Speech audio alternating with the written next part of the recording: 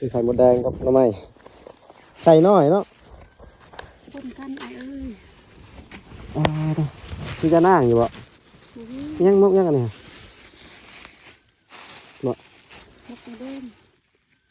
ที่เป็นมกบ่เห็ดเป็นห่อเลยท้องใช่นี่ฮะป้าหัวนี่ฮะกันนี่ก็แม่นแมนนี่ก็หัวไปเอาสองชื่อสวยไอ้เมื่อไว้ชื่อสวยหาเงินก่อน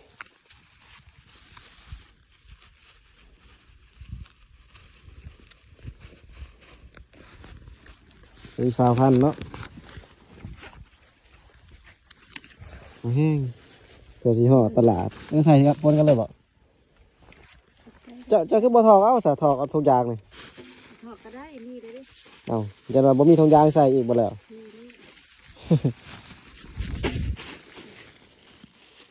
60ลายเต๋อไปห่อนๆแดดดิมาแห้งกันไปหลอกไปตลาดเลยบ่ไปหลอกขายไปตลาดเลยไปนั่งตลาดใช่ไหมย่างไปขายอยู่ตลาดประมาณ2-3 ลักกว่าแล้ว